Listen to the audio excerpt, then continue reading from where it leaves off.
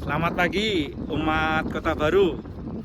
Sudah misa pagi belum? Ini karena saya ngomong di depan kamera, ini saya copot.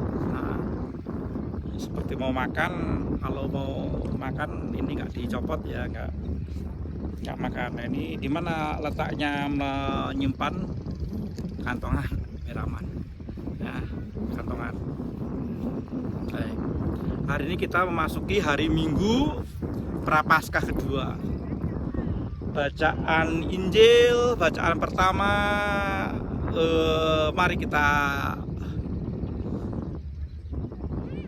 lihat bersama-sama.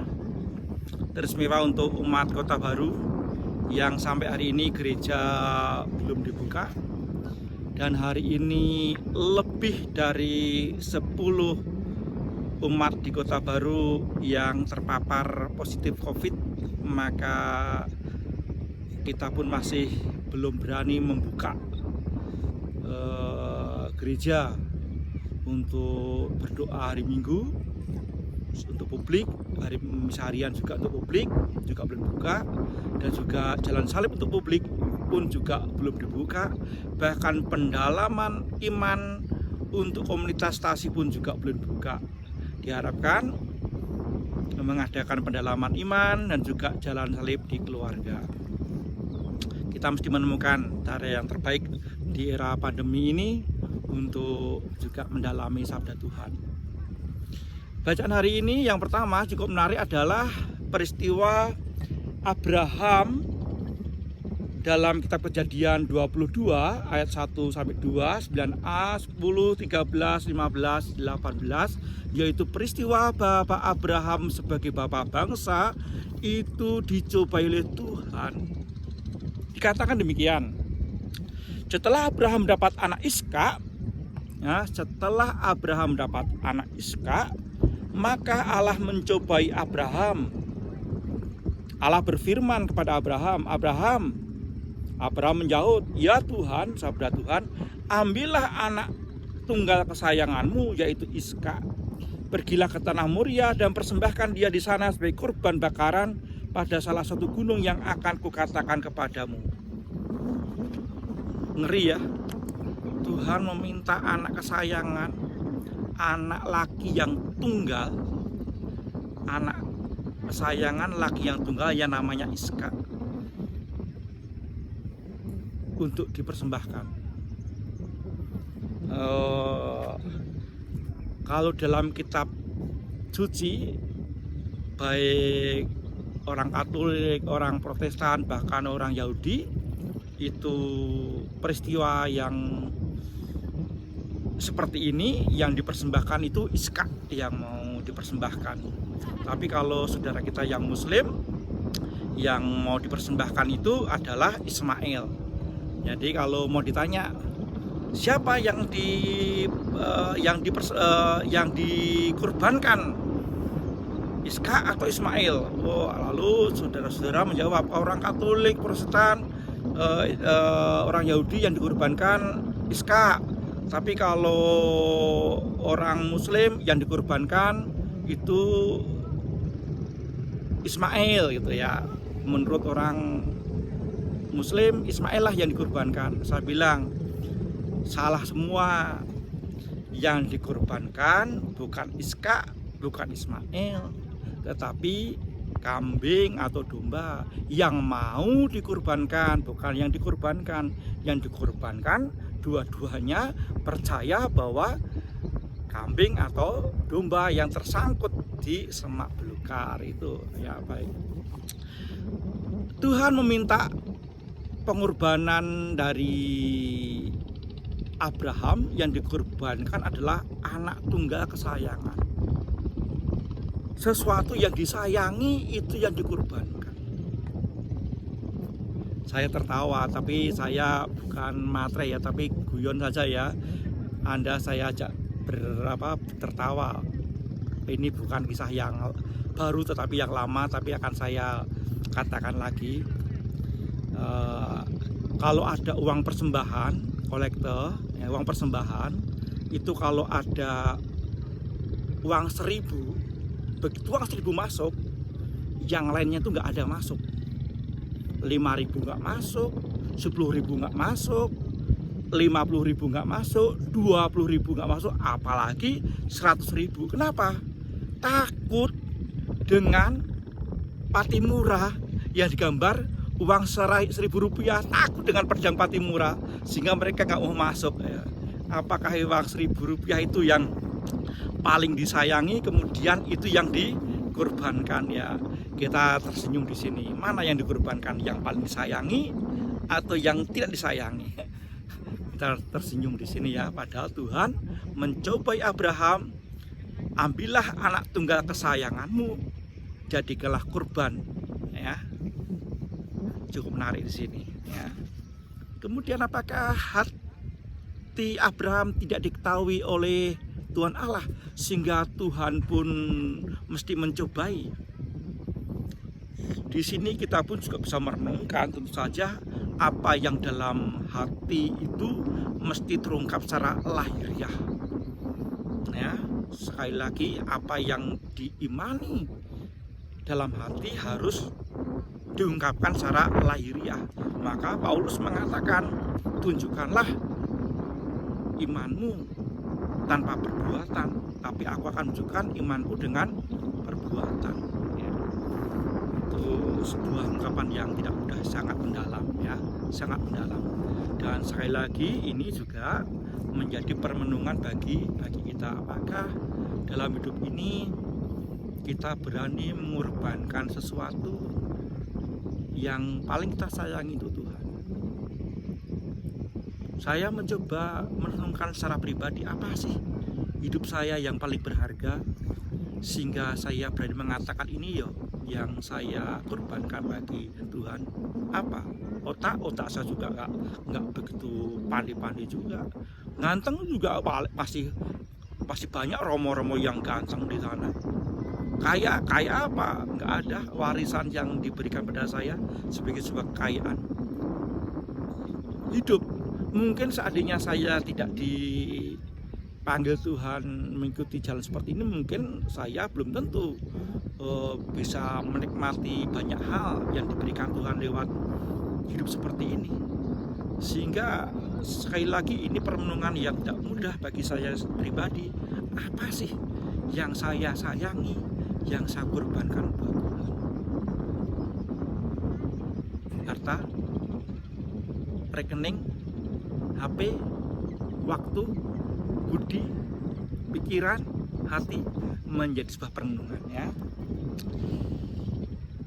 Kemudian Tuhan pun bisa menilai dari yang dalam itu terungkap dari apa yang lahir, sebagaimana Abraham mau mengambil Ishak anaknya untuk dikorbankan di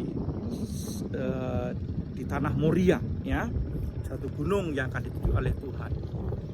Nah, itu bacaan pertama soal peristiwa iman Abraham ya, yang akan menjadikan dia menjadi bapak bangsa, bapak kaum beriman.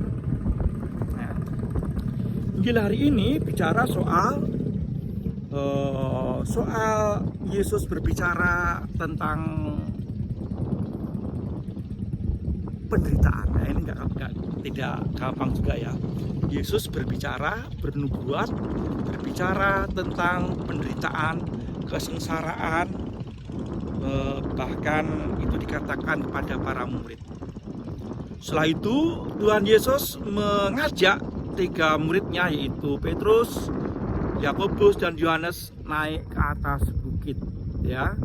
Tidak dikatakan bukit mana atau gunung mana, tapi tradisi mengatakan yaitu di bukit atau di Gunung Tabor. Sehingga sampai hari ini kalau para peziarah sampai ke Gunung Tabor, di sana ada gereja dinamakan gereja 3 kemah ya, ada di sana ada 3 menara,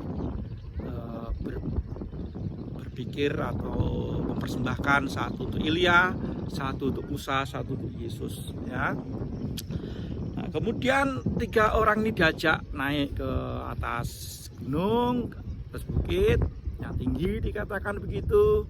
Kemudian Yesus berubah rupa ya, dikatakan pakai pakaiannya putih berkilat-kilat. Seperti apa saudara? Pakaian Yesus putih berkilat-kilat. Bisa berfantasi ya. Itulah gambaran dunia seberang ya. Kemudian dikatakan Yesus bertemu dengan siapa? Bertemu dengan Elia dan Musa. Kenapa nggak ketemu Abraham ya? Dan penulis penginjil Markus dengan jelas dan tegas bahwa Yesus bicara bertemu dengan Elia dan Musa. Tokoh perjanjian lama yang sudah lama sekali wafat dan muncul dalam sebuah dialog dengan Yesus. Ini mungkin ya, ini era dialog, tahun dialog orang-orang yang ada di seberang ya. Bukannya dialog budaya, bukan dialog kehidupan, bukan hanya dialog ekologi, bukan hanya dialog ras, suku, beda kepercayaan, bukan hanya dialog penderitaan, tapi dialog orang-orang yang ada di seberang. Dikatakan begitu, Yesus, Elia dan Musa sedang berdialog. Luar biasa ya. Ini perlu juga kita renungkan di sini ya. Mereka berdialog, tidak tahu apa yang sedang bicarakan ya. Tetapi ketika mereka sedang berdialog dengan melihat Yesus yang berubah rupa, tidak dikatakan apakah Elia dan Musa itu wajahnya juga berkilat-kilat atau wajahnya berkilo-kilo atau bersinar, tidak dikatakan ya. Hanya dikatakan maka tampaklah kepada mereka Elia dan Musa, keduanya sedang berbicara dengan Yesus. Keduanya berbicara, berdialog, ngomong-ngomong, tok-tok. Nah, dan ini peristiwa ini terjadi setelah Yesus berbicara tentang sengsaranya kepada para murid. Melihat seperti itu, kemudian Petrus itu idenya spontan, langsung, Tuhan, biarlah kami membuat satu kemah untuk Engkau, satu untuk Musa dan satu untuk Elia. Ya, dikatakan Petrus mengatakan itu karena dia tidak tahu apa yang dia katakan, bahkan dia dalam ketakutan. Cukup menarik di kalimat ini. Dikatakan Petrus dalam ketakutan, tetapi sebelumnya dikatakan alangkah bahagianya ya. Dikatakan, Rabi, betapa bahagianya kami berada di tempat ini. Bagaimana menggabungkan suasana takut dan bahagia di satu. Pernah mengalami rasa takut tapi bahagia? Atau ada yang mengalami bahagia tapi takut? Kapan itu? Ya, coba renungkan kapan hidup kita mengalami saat bahagia tapi saat takut, atau mengalami ketakutan tetapi bahagia. Ya. Petrus mengalami takut melihat Yesus yang berubah rupa, bertemu Elia dan Musa, tapi berbahagia, tempat itu menyenangkan, bahkan mau berlama-lama di situ, rela tidak tinggal dalam kemah, mau mendirikan kemah, satu untuk Elia, satu untuk Musa, dan satu untuk Yesus. Dalam gagasan seperti itu, ide seperti itu yang diungkapkan oleh Petrus, sekonyong-konyong dikatakan lalu muncul awan yang menaungi mereka, lalu ada suara, inilah anakku yang terkasih, dengarkanlah dia. Ini kalimat kunci yang harus kita bawa minggu ini, umatku. Ya. Apakah kita sebagai orang Katolik mau mendengarkan Yesus sebagai anak Allah yang terkasih? Bagaimana kita bisa meresapi, melaksanakan sabda Tuhan itu? Bagaimana kita mau mendengarkan sabda Tuhan itu? Atau kita justru menolak? Ya, itu kan Injil, itu kan Yesus, itu kan ini ya. Kami kan manusia, ya iyalah. Namanya Injil ya juga untuk manusia, bukan untuk Tuhan. Ya kan sulit, ya memang sulit. Kalau tidak sulit, Tuhan tidak sampai datang ke dunia untuk sengsara, memberikan harapan kepada banyak orang.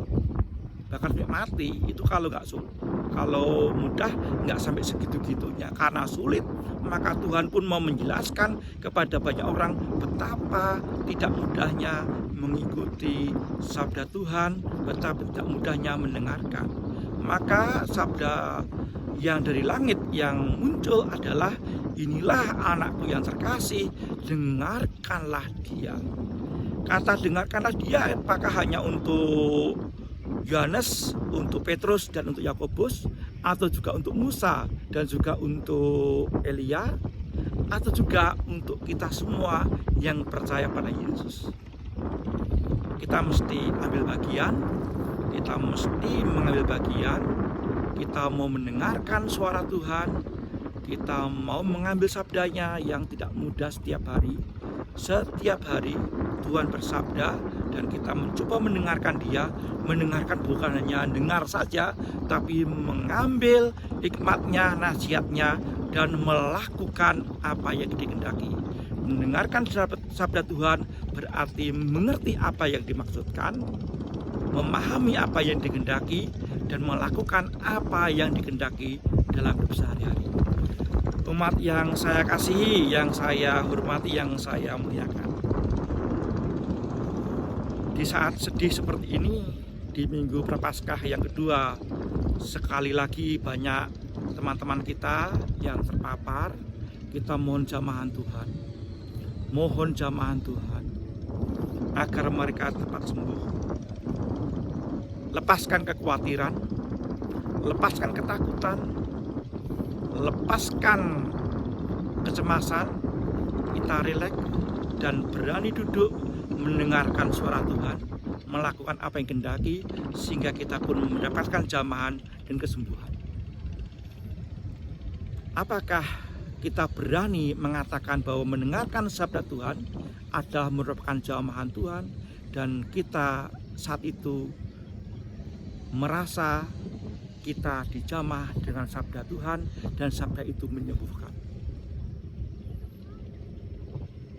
Sabda Tuhan yang berbicara kepada Yakobus, Petrus dan Yohanes, dan juga tentu untuk Musa dan Elia, inilah anakku yang terkasih, dengarkanlah dia. Sekarang ini berbicara kepada kita, umatku yang kukasihi, anak-anakku, dengarkanlah Yesus, anakku yang kukasihi, dengarkanlah dia. Kita mohon rahmat Tuhan dengan mengatakan, ya Tuhan, kini anak-anakmu, aku atau hambamu, anakmu ini akan mendengarkan suara Yesus sebagai anakmu yang terkasih. Mudah-mudahan hati kami terbuka, bergejolak, membara, sehingga kami pun dengan sukacita melakukan apa yang Kau kehendaki. Umatku, berkat Tuhan menyertai Anda semua. Tuhan memberkati.